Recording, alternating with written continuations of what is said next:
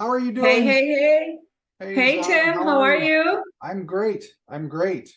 And hi to Good. everybody out in the internet who tuned in to watch us this week. Thank you. I Yes, hello. Welcome back yeah, to welcome. another situation of training bites. That's right. Another situation of training bites. I like that. What Yes, another situation. what do you want to talk about? I want to talk about. So, I recently just had lunch at one spot, and I really want to talk about what I had observed and what if I were to take on this client, would immediately change, or what I really would just really kind of like stood out to me. Mhm. And I'm always going to talk from my point of view, just because I am an hospitality expert and coach. So, I always will talk about my point of view that maybe does not resonate with guests that are watching this, that are go and eat, but with people from the industry, they will immediately know what I'm talking about.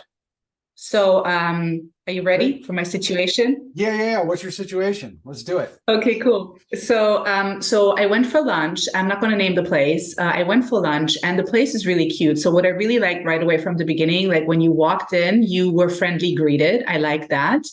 The music was really nice. It was kind of like a loungy, chill, super good for breakfast and brunch.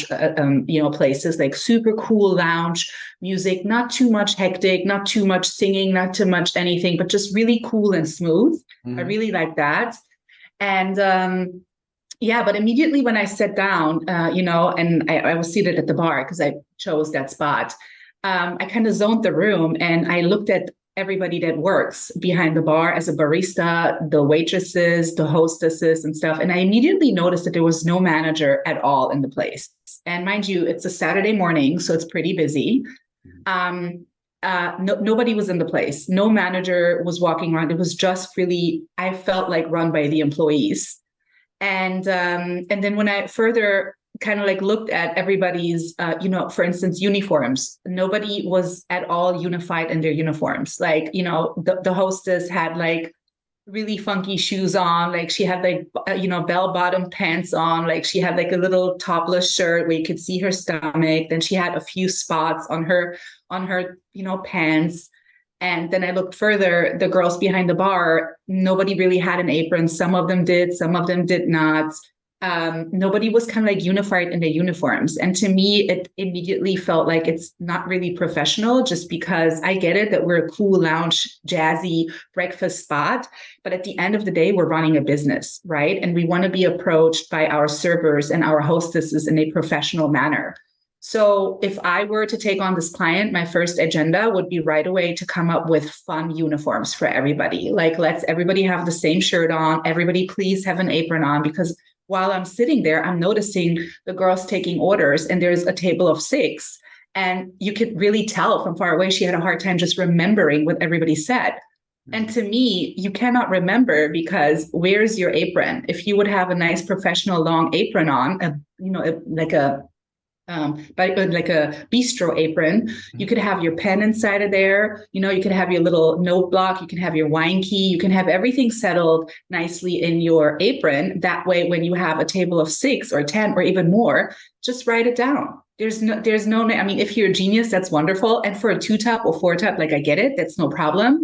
But it also makes people really feel like that you are really wanting to pay attention, because it's imperative when people give you their breakfast order, which people can get picky. I don't want bell peppers. I want this, add that, take this out, add this, whatever. And how are you going to remember with six people?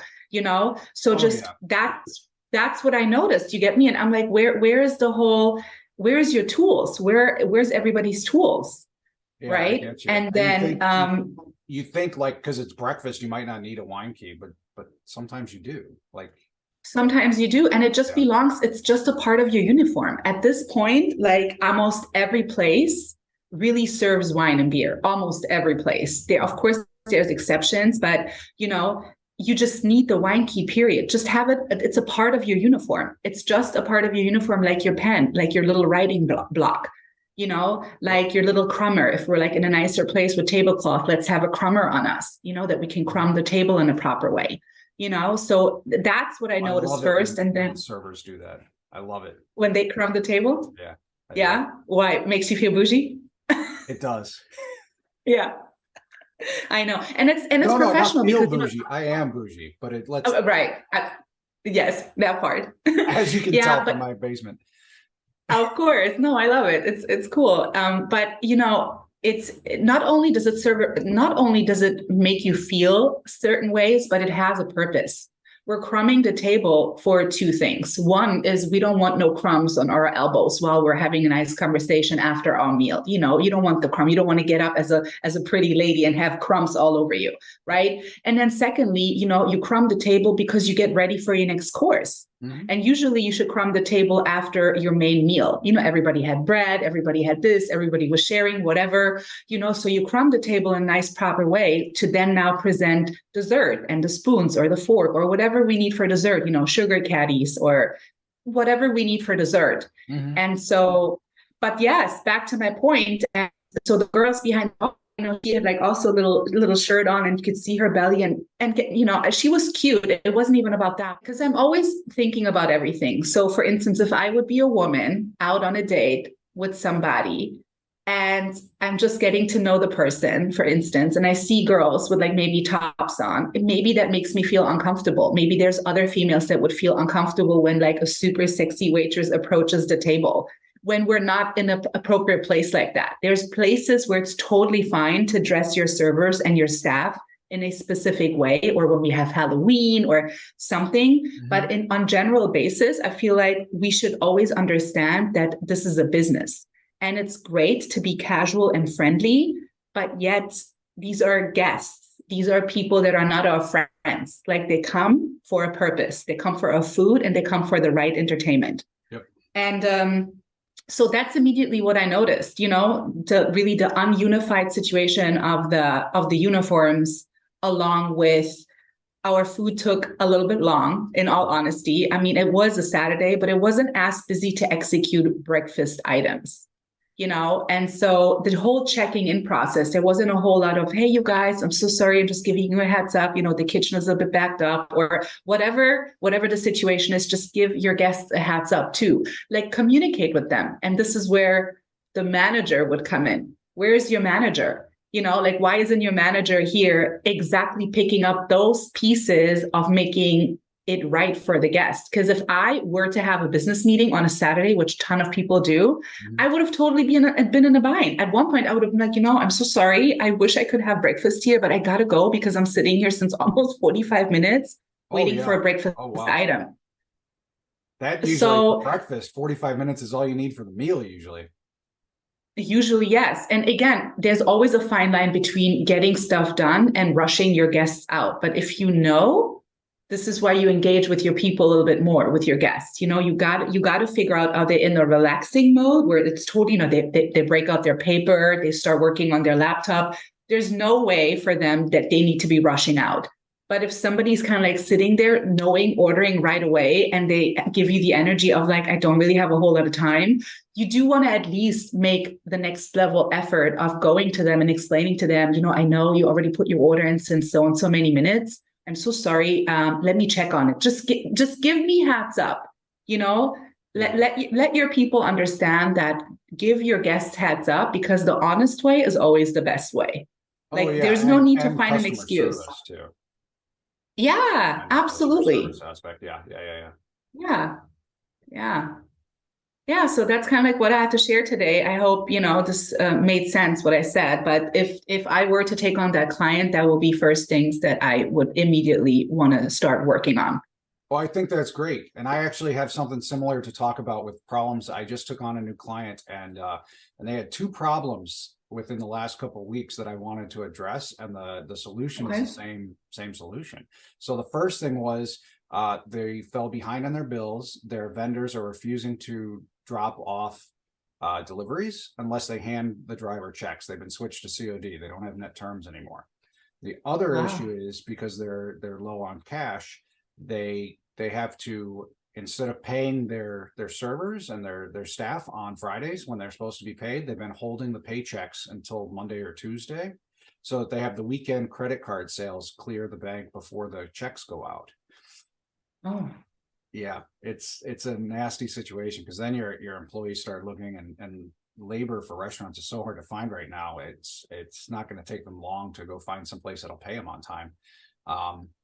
So the solution to both of those problems is to do your books. Stop balancing or using your checkbook balance as the your bookkeeping software, and that you need to do your books, know how much money is coming in, and then also do a budget so that you can estimate correctly what your labor and food or prime costs are going to be, so that you can then take that and properly schedule, properly order, properly do everything, so that all of the essential restaurant functions in the back of the house, so that you can then pay your vendors and pay your people. It's really a snowball that starts rolling down a hill when you don't do your bookkeeping and you just start using the balance in your checking account.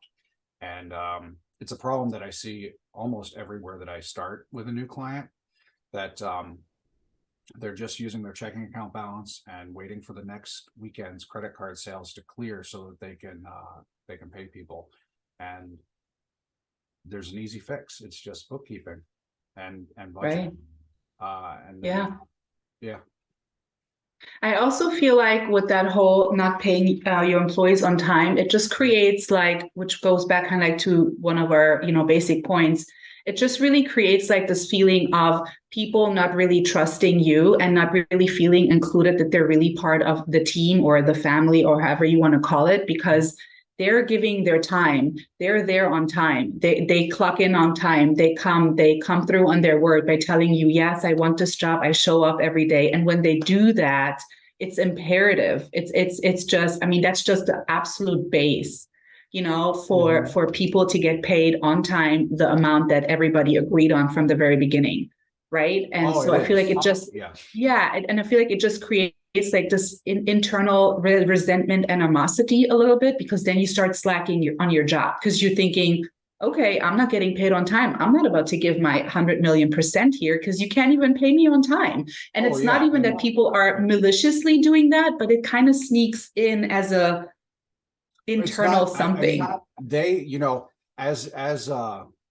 As an accounting expert, one thing I always tell people too is, if people are wondering about how they're going to get paid or how they're going to be able to pay their bills next week, they're not going to be focused on customer service. They're not focusing on your problems. They have their own that are too big to deal with. So they need to really focus on being paid on time, so that they can pay their electric bills and rent, and focus on your guests. Right. Let me ask you one thing before we wrap this up, because I do have one question that I personally would want to know. So if you're not really good in general with numbers, let's just say you were wonderful, wonderful boss, wonderful manager that has absolutely, you're a people person. You can deal with problems. You can deal with issues. You can deal with your staff in an appropriate, really good way where people feel comfortable working for you and being in your environment as your team. But let's say you suck at numbers. You suck at the whole whatever. So how do you really go about, if you have no idea about that part, but you are fantastic at everything else, and the guests love you and the staff loves you, but that part just sucks about you? What do you do? I'd hire someone, and instead of looking for how to do something, I'd look for who to do it. So look for a restaurant accountant like myself, who's been doing this for a number of years with lots of clients, and can take your kind of shoebox of invoices and receipts and shoebox, I like that. point of sales reports, give you the tools you need to run your business, a set of books that give you financial statements, a budget that tells you what to expect, how the sales to expect, and then how to staff for it. There's ways to estimate all that. And if it's not your forte, just hire someone. It's really the easiest, most cost-effective way to do it, because otherwise you're going to ruin your business. Right. Okay. That's fair. Yeah. Yeah. Yeah. So I think, this was wonderful. I on my end, this was all on my heart for this week for me to share. I really loved what you shared. I think it was absolutely valuable to really hear that is actually still happening in real life. And it's not just a made up story, but this is really what's going on, certainly with certain restaurant owners. Yeah, and it's definitely happening. Yeah. Well, thank you for sharing. Yeah, You guys, if you have anything to say, any comments, just put it down below. We're always here. We have always an open ear for you. You're more than welcome to chime in into anything we say. And again, if we forgot something and you wanted to add something, voice yourself. yeah. Thank you. Bye now. Bye, guys. Bye. See you next week. Bye. See you Bye. next week.